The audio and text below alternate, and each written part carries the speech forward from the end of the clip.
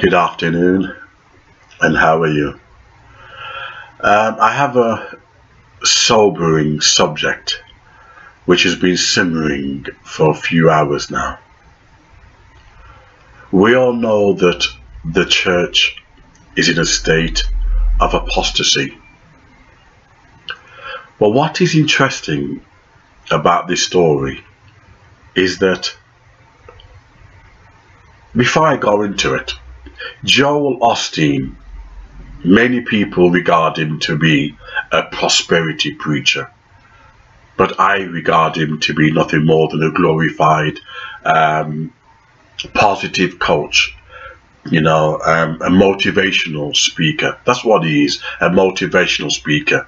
Tell people what they want to hear, they feel good, and they'll give him money. We live in that kind of new age consciousness where people want to be told that they're special, they can do whatever they want, and they'll give you money, just to rub someone's belly and tell them that they're beautiful, there. And Joel Osteen has tapped into this cultural psychology and realized there's plenty of money in this. But the day when Joel Osteen was on, I think it was Fox's News, and he denied that Jesus was the only way.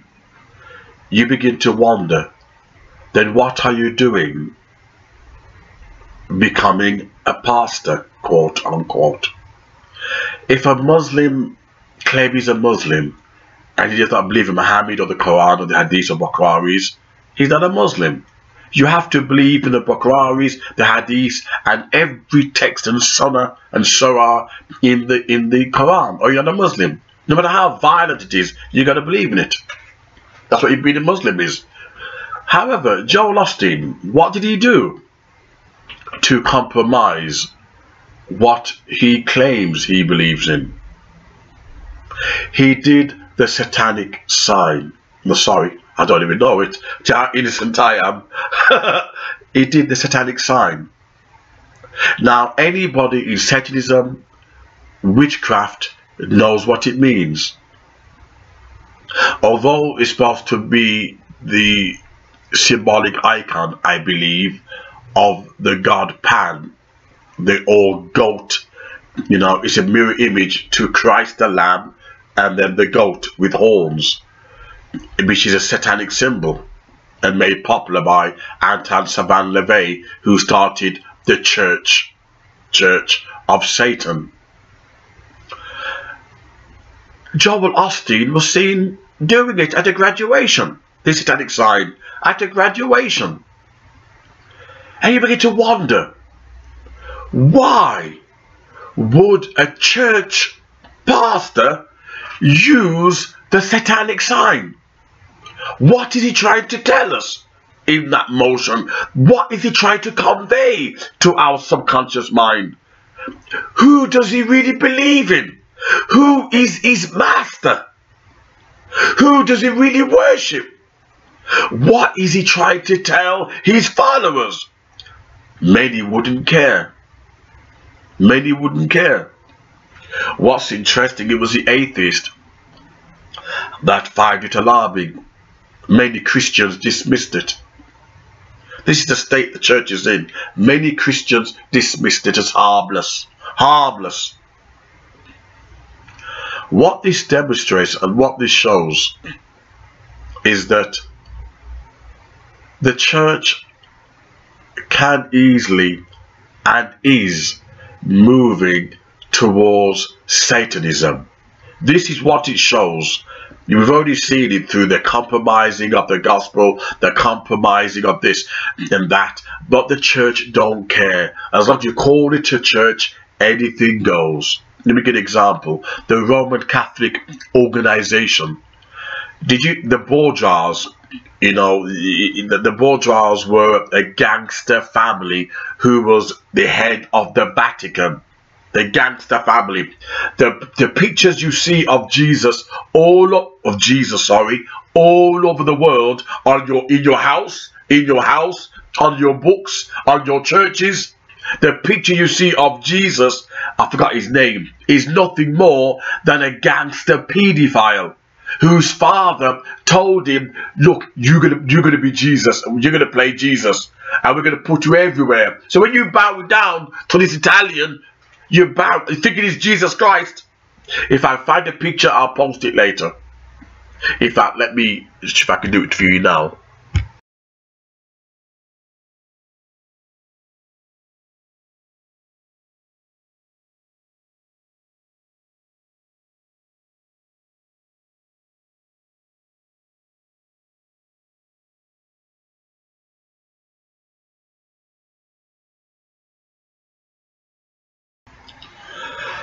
Notice that it was the gangster family that ran the Vatican, the bourgeois, that implemented this paedophile, this gangster, to play Jesus. And the Christians, being naive, worship this Italian.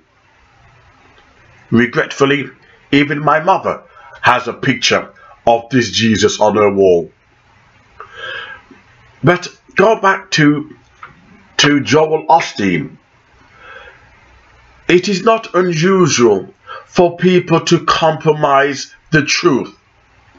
You would be surprised to the level of what people would put up with if they like a hero figure. And that's the reason why Caesar in Rome, that's the reason why people worshipped him as a god, as a hero. Because we live in an age, you got celebrity, music culture, pop culture, and Lady Gaga and Lil Wayne, who makes Satanism attractive and popular. And as long as these people, it doesn't matter what they do, because we worship them as our heroes, we get sucked into this. Joel Osteen members don't care. They don't care. They'll still turn up in the thousands. Even though he did the satanic sign. I tell you something. If I went to church and my pastor did that, I'm leaving with my tithes and my money. But this is a proof that it's Joel Osteen that these people are worshipping. This is the proof. This man, he talks about motivation all day long. You are God. You are the great I am. You are this. You are that. And people come there, thumb sucking it like a little baby. They love that kind of nonsense. And this is how he gets paid. As he admitted in his own words, I don't like to talk about the bad things. I like to tell people good news. In other words, the guy's a phony. It's a shocking state that we can allow and we condone and we turn a blind eye to these kind of people because we idolize them. What's interesting, it was atheists that found it offensive. Can you imagine? The Christians were happy. It was the atheist and the newspaper, Murdoch's newspapers, that couldn't understand it. You know this, the symbol and what it represents. Why would he? Is he trying to get business? Is he trying to attract Satanists? Is that his motives? After all, Oprah Winfrey claims she's a witch and she went to his church. No problem. Oprah Winfrey went to his church, kept doing spells and black magic. And he had no problem with it. In other words, she doesn't find what he teaches to be a threat. Because he's nothing more than a New Age preacher. That's what he is, a New Age preacher. He's the Antichrist. Right? The lamb-like figure. Tell people what they want to hear. When Jesus says, I come to bring war, he says, no, I come to bring peace. When Jesus says, I come to bring a judgment on the last days, he says, no, Jesus says celebrate all religions. And the church has got sucked in by these kind of fakes. Creflo Dollar, T.D. Jakes, Joyce Myers, all phonies. And they get sucked in. I tell you this, I'll make a prediction now. The church has already opened its doors to secular morality. You hear it here first. They will open their door next on Satanism. What Joel Osteen has done was paved the way. He paved the way. You see, how do you do psychological warfare? Right? You show through advertising, TV, sitcoms, comedians, magazines, radios, TV. That's how you brainwash and propagate people. That's how you set their mind up, cement it and moist it, ready for propaganda. And that's what they'll do with Satanism. They're preparing the Christian mind, preparing it, and before the Christians know it, they'll be sucked into it. We got sucked into the LGBT agenda. We got sucked into, oh well, Easter, it has no real significance. Only a matter of time, and the church will become Satanist. You've heard it here. Don't forget, this is not my words, this is the Bible. The devil has his seat in the church. This isn't my words, from the Bible. The devil, even the devil, has a seat. He's sitting in church, you know, clapping his hands and singing along. You're not driving him out. He's there, in it. The devil is sitting in the church next to you, cuddling up. Make yourself comfortable. And he ain't moving. Why? Because people are blind in their ignorance. The pastor has put a spell, a satanic spell, over the sheep. And I don't mean sheep as in good, I mean sheep as in bad. Sheeple. They've put a spell over the sheeple. And as a result, our minds have gone to sleep, ready for Satanism to come and plant their harvest. Ready for the reaping, ready for the sowing. It's a devastating insult what Joel Osteen did, because what he's saying is, it doesn't matter what I do. Thousands and thousands and thousands of all the Christian members will support me, because I know their minds are so wrapped up on gospel of prosperity, getting rich and getting wealthy. I got them right in the palm of my hands.